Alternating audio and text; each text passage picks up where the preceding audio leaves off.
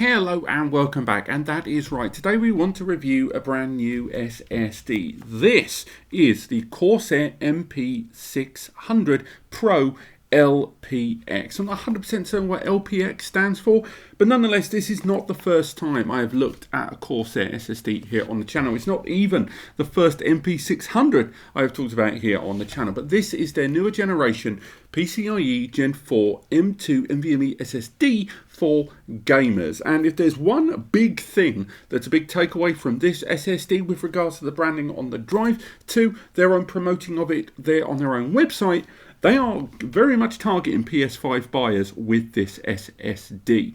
This is basically the next step up from the existing MP600 SSD with a few tiny little tweaks along the way, including an improved heatsink as well. And in today's video, we're going to talk a little bit about the specifications. We're going to talk about what it can do, what it can't do in some cases, and we're going to run a PC benchmark just over there. Do bear in mind with the PC benchmark, once again, this is an SSD that is geared towards gamers on consoles. We do have a video dedicated to utilizing this and a bunch of games on PS5, so hopefully that's already live for you. But let's take a look at this drive. So the external packaging, for those that remember my review of the MP600 before, very similar packaging inside and out. I will say that there is a lot of resemblance between this drive and this. This is the next storage, an SSD we talked about a couple of weeks ago. This is one of the Phison and Sony connected SSDs. The heatsink is very, very similar indeed. Indeed, we'll come back to that drive later on. And in terms of physical architecture, these drives are very similar as well. But what I will say is this drive arrives certainly at a more affordable price point. Pricing did actually change quite close to the launch of this SSD. And right now it's available, they are saying, at $99 for the 500 gig model, $169 for the 1TB, $339 for the 2TB, and $784 for the 2TB. So it's not the most affordable PCIe Gen 4 M2 NVMe SSD on the market right now, but it's most certainly not the most expensive. That goes to, again, the next storage drive that goes towards FireCuda and the like. Now, takes advantage of all the hardware specifications that we've got used to thus far. NVMe version 1.4. It is PCIe Gen 4x4 in architecture. One of the things I quite like about it is the NAND that we're going to talk about later on. It's got a little bit of a tweaked advantage there as well. And indeed, those capacities, 500 gig, 1TB, 2TB, and 4TB. Pretty much the standard 4 I would expect. And again, when I see SSDs arriving on the scene that aren't respecting those 4 capacities, it leaves me really, really surprised. So that's enough rabbiting. Let's have a little look inside. And again, the packaging, much like the MP600 Non-Pro, it arrives in this really nice hard foam kind of external here. Not hugely necessary, but the number of SSDs I've seen here arrive on the channel that arrive in just simple plastic, they get knocked around in transit. It's nice to see that. There's our drives there in the casing. Inside, you've got safety information and first time information and links to guides to set it up with a PS5. That's right, as I say, they're doubling down on the PS5 stuff. The drive arrives with 5 years of manufacturer's warranty from Corsair there. If we have a look inside, there's nothing else in that foam. I'm sure that's too close to the mic.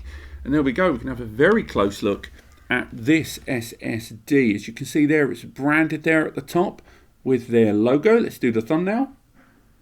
And on top of that, we can see those grooves running all the way through that heatsink there. That's where the airflow is going to work through. And again, this is a fully surrounding heatsink all the way around that SSD, all the way around the top. Now, going back to my earlier point, we can have a look at how this compares with that next storage. You can see they are remarkably similar, although I would add that this one's got that chunkier bar there. And again, if we bring them side by side, very similar height. On the base, very similar. On the top end there, very similar indeed.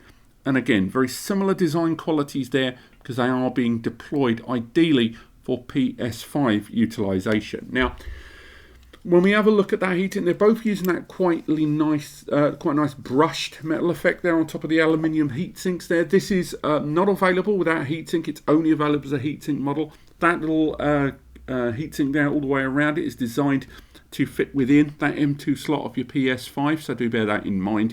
If you're going to use this in a PC environment, again, these drives can get very, very hot, and I don't just mean this one, I mean PCIe Gen 4 SSDs overall.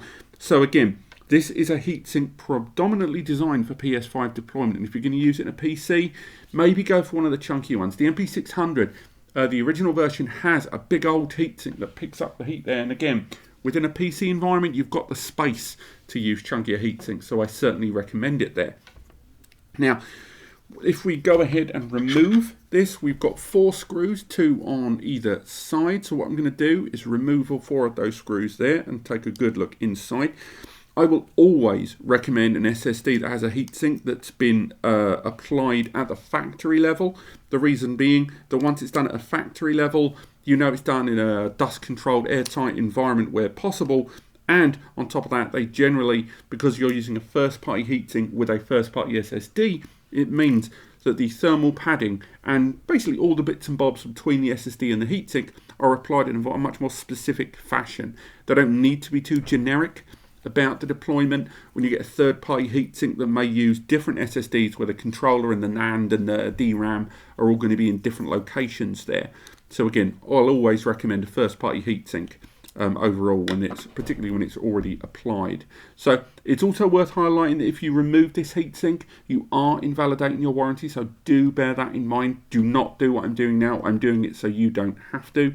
And then on top of that, the thermal pad, which is holding this in place quite substantially, should allow me to remove this. So let's have a look there. It's really going to put up a fight, isn't it? So the first part of the heating, we've got the base part off there that's got the extra bit of thermal there along the base. And again, they've got that connected to the base. The NAND can afford to get a little warm, but I've got to say the strength with which this SSD has been connected with this heatsink is really, really impressive. That took quite a while to get off there. So again, we've got the thermal all the way along there, and that's the proper paste stuff there. They're not using pre-designed pads, and that's been directly applied to all of the key components there. And inside we've got the SSD. Again, looking at it here, we are utilizing the 2TB model, and they are going for double-sided stuff there. So again, we'll bring that nice and close to camera there. Let's get some of that paste off of there. We'll get that reapplied for when we do our testing. If we get that off of there, first and foremost, right there in the middle, you can make out that controller there. That is the Phison E18 controller, and it's another Phison E18 controller SSD for the market here. Again, they're not the first to jump on this, but certainly Phison is really making a name in terms of its high performance SSDs. Again, the Phison E18 is what allows a lot of these SSDs to hit 7,000 megs read. But it's evident it's happened since then in the 4.1 revision of that controller, in combination with good NAND and good memory combinations that have allowed even greater performance levels and increased write performance as well. Now, this is a drive that does incredibly well on that score as well. First and foremost, that controller is combined with either 1 gig or 2 gig, depending on either 500 gig or 1 TB or 2 TB and 4 TB respectively. It arrives with 1 or 2 gig of DDR4 memory at 3200 megahertz, which again puts it a noticeable degree further ahead than a number of other SSDs in the market right now, with their DRAM on board generally arriving with 1600 or 2400 inside. On top of that, the NAND inside, Micron-based BICs. This NAND is 176 layer 3D TLC Micron NAND. So again, that extra quality of NAND inside is what's really enhancing the performance there, and what allows this 2TB drive to have a reported 7,100 megabytes per second sequential read and 6,800 megabytes per second sequential write there. Now again, that is just the 2TB. At the bottom end of the spectrum there on the 500 gig model, you've got 7,100 megabytes per second sequential read and sequential write at 3,700, but that's the 500 gig. And at the 1TB, 7,100 over 5,800. Yes, I had to look at my notes. So the architecture of the drive is pretty good. Again, there'll be loads more photos on NASCompares below when we go and take some photos of this drive before the testing. But it's that architecture. There's actually a lot less 176 layer NAND SSDs in the market than you might think. Off the top of my head, there's like the AdLink one at the budget end, and then at the premium end, you've got the likes of the Seagate CUDA 530. I'm not even 100% whether the next storage runs on that level of NAND either. That might be 96 or 128 layer. On top of that, let's talk IOPS. Again, this is a great SSD that cracks into the 1 million IOPS mark, apparently. The 1 and the 2 TB both break the 1 million 4K random IOPS there at the 2 and 4 TB level. The 1 TB gets close at 900 or so, 900,000 4K random read IOPS, and read IOPS at write.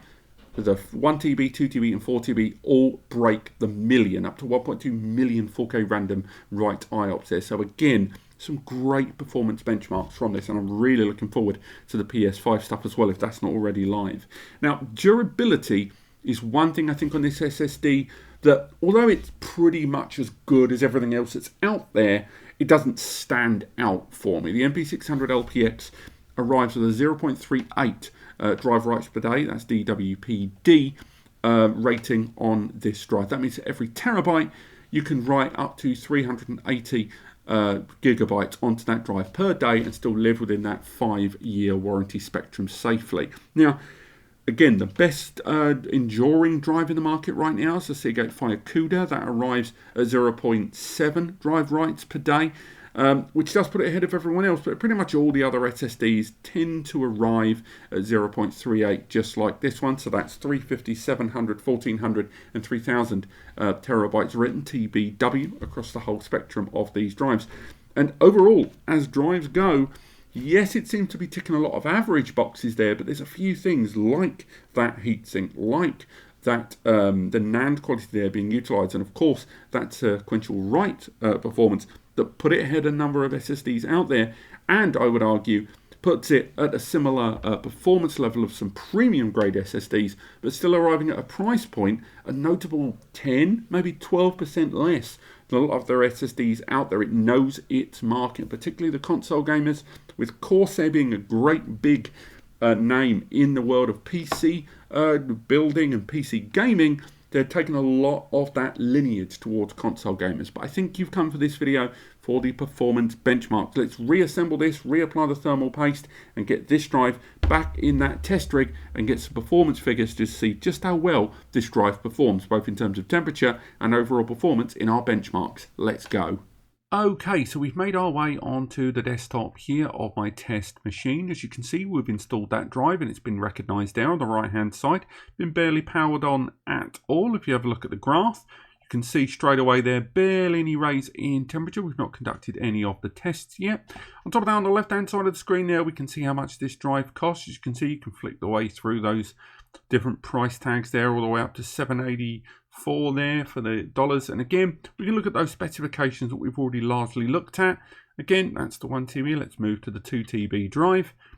And that 2 TB drive will be able to see those specifications there in the tech specs and get a good idea of what we're hoping for. Now, just like my other videos, there's a few disclaimers off the bat. First and foremost, it's worth bearing in mind we are utilizing an 11th Gen 6-core i5 processor with 16 gig of DDR4 memory. So again, within Windows 10 Pro, get rid of that. It is worth remembering during this test that although this is a good mid-range processor for a lot of PC use, this is not a GPU-equipped system. This drive is not being utilized as an OS drive. It's being used as an additional drive there. Indeed, if we make our way in, you can see there is our Corsair drive, and there is our OS drive, which is a Seagate Fire CUDA SATA. So again, we're almost certainly not going to hit these heights in terms of performance. We're going to get close. I'll be happy if we hit the 7,000 megs mark on read. I reckon we're going to be in the late 6,900s. But hopefully the sequential write should prove a little bit more profitable by this system. Now, throughout the course of these tests, we're going to look at several things. We're going to be looking at 4 different test applications. Those include Atto Disk Benchmark. Every time I open one of these apps, you're going to see a black screen as it looks for my permission. So we're going to do 3 tests on Atto Disk Benchmark. We're then going to do 3 tests on Crystal Disk. And again, Crystal Disk, we're going to be utilizing that drive as well. Then after Crystal Disk, we're going to be using AS SSD. Once again, every time you're going to see that pop up there in black. And finally, we're going to be running AJA. So again, all the way through, we're going to be targeting that same drive for every single test and every single test we're going to do, with each test it's going to be 3 different file sizes that range from as little as 256 megabytes all the way up to 16 gigabyte file sizes, and we're going to be looking at throughput and read and write performance across all of those testing regimes. Now throughout the test, each test I'm going to leave a 1 minute pause between each one for the system to have a brief cool down period, which will be reflected when we look at those temperatures. Remember, we're starting it booted at 32 degrees, and just during the initialization of that drive to add it with as an available storage drive, it just went up just a couple of degrees there. So again, what we're looking at the end of this test is the performance of this drive, but also that temperature there. It's going to be really important to see how well that heatsink is going to work. Although this is a PS5 designed SSD, we're going to be testing it on this benchmark anyway. So again, much like my other tests, I'm going to do the testing without OBS recording here in the background. The reason being is OBS being quite a demanding application will have an impact on the overall performance. You can see there that it's already utilizing a lot of that the resources available to me. So in order to make sure that the OBS screen recording doesn't impact what we're doing, I'm going to have to do the test without OBS on. I could use a capture card, but it's already set up elsewhere for PS5 bench testing on this SSD and others. Testing should take around about an hour, so I'll hopefully get back to you guys in an hour. You can look at the time there. This video is being recorded at 1:29 on the 9th of February 2022. So about an hour from now, we should come back with all of these results. But apart from that, let's go ahead and press forward and start our testing. I'll see you in a little over an hour. Okay, so the tests have completed, and I've got to say, for the most part, this SSD performed very, very well. There's just a couple of areas where I was just a mite concerned. Now, you can see at the top right of the screen there, it's been on for an hour, how much data's gone back and forth to this SSD. And again, we'll keep those specifications on here. I will say that I got close to 7,000. I didn't actually crack 7,000 megs on this SSD. But in terms of sequential write, I did very well indeed. Now, straight away off the bat, I'm going to, sorry to start negative. I'm going to talk about the thing that surprised me, but not in a good way, about this SSD. Its performance was fantastic throughout, but the temperature was probably not one of the best I've seen out there for a while. This is a more compact heatsink, certainly geared arguably towards use in a console kind of compact environment, but this SSD was quite quick to head into the 50s. So that doesn't mean 50 degrees is anything to be concerned with. 50 degrees is more than fine. SSDs can operate fine up to 70 degrees, but ideally you want an SSD during consistent use to live just underneath 50 degrees. The best heatsinks out there will tend to keep it at that marker. And if we head back into my results, I've got all of my results that you can see on the blog, but let's have a look at how this SSD performed all the way throughout, because it's worth highlighting that the cooldown was pretty good. It kind of went into the 40s and 50s. It probably averaged out somewhere around 46 to 48 throughout all of the barrage of testing. And of all the tests out there, I think the one that stood out, obviously the clearest, is the crystal disk mark. Now, we've got the 1 gig at the top left, the 4 gig on the bottom left, and the 16 gig test there on the top right. As you can see, we got really close to cracking that 7,000 megs. Again, had I maybe had another generation high, or maybe even an i7, I'm pretty sure I would have cracked that.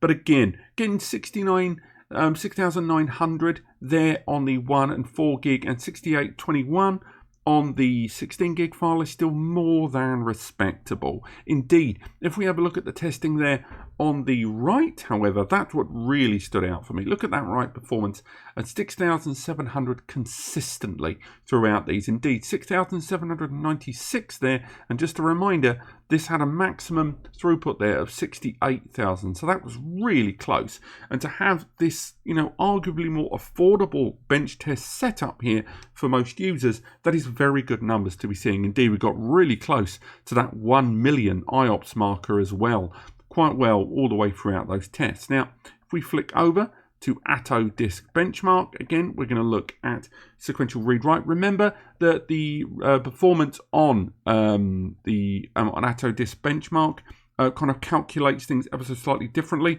on the megabytes versus gigabytes spectrum there, so you do see things look like they're a little lower. Also within the spectrum of the testing, we did a 256 meg, 1 gig and 4 gig test, and again we saw a sequential read there comfortably in the 6000s, peaking at 6660, 6610, and again that was pretty much consistent throughout all of them. In terms of write, we saw some lovely write performance there, some very high numbers for Atto Disk benchmark, and indeed the IOPS, although obviously these are indicative of the file types we went for, these are all great numbers from what we're seeing here from beginning to end. So again, lovely stuff there. Moving over to ASSSD, we can see that again, ASSSD a little bit more aggressive in its file sizing there. We can see that, don't worry, this doesn't mean it's lesser than, just to put that into perspective. If we go into our history here, we go to the original Corsair there, we can see, looking at those numbers from the previous testing, just a marked difference there between them. But of course, this is a 1TB, but still, if we have a look at those numbers through our original testing of the previous generation Corsair, we can see that those numbers were still lower there for the 1TB and all fairly kind of responding to what we saw, with the numbers living comfortably at the 5000 there, just dipping ever so slightly at read. And again, we can flick over to the IOPS view there throughout those testing within ASSSD, and once again some comfortably high numbers there, but of course not quite as transparent, but clear to read, although synthetic as those on Crystal Disk Mark we saw earlier. And finally, we can take a look at AJA. Now bear in mind with AJA to not bother looking at the top number, because almost certainly we oversaturate the cache. What we're looking for when we're looking at AJA is the graph at the bottom. We want to see a couple of things. One, we want to see the peak numbers, because obviously there are averages being used here, but the peak numbers to get an idea of maximum performance and the consistency of the line. Again, slight dip there on the highest one, likely as we oversaturated that cache a bit, but overall some solid numbers there, and exactly what I'd like to see in AJA from an SSD of this caliber. Now again, we will be doing, if this isn't already published, the PS5 testing, but everything I'm seeing would indicate that this drive is going to do very, very well within that architecture. And I think, although it's still not quite as low priced as some of the more affordable E18 SSDs out there, it's still a great SSD for what you're getting for your money. It's got an inclusive heatsink and arriving at a very good price for that 2TB, although the 4TB might seem a little bit pricey, even if you factor in 4 terabytes of storage and that price per gigabyte, price per terabyte rating. Again, the only thing that kind of left me a little bit underwhelmed is the performance of that heatsink in a PC environment. I would have liked to have seen that number just a little bit more manageable. Like much on my earlier comments about comparing it against the next storage SSD, if we look at the temperature there of the next storage heatsink, very similar heatsink indeed, both of them 2TB drives, but yet the next storage there, if we bring those side by side, you're able to see that that peaked around 43 or 44 degrees, whereas the MP600 Pro LPX went all the way up to the 50s. Same test rig, barely a week or so apart, but it gives you some idea about how these do differ in the way they dissipate heat and energy through that build. But otherwise, thank you so much for watching. Hope you've enjoyed this video. Do keep your eyes open for that PS5 testing, because obviously that is the main target here as far as the brand is concerned. And overall, if you are interested in learning more, there's a full article, hopefully linked and live in the description over on NASCompares, where we go through all of the bench test results for PC and PS5, as well as lots of close-up photography and discussion about that hardware architecture. So do check it out. Click like if you've enjoyed the video, subscribe if you want to learn more as we test more and more SSDs here on the channel, and take advantage of the free advice section over on NASCompares. I will see you next time.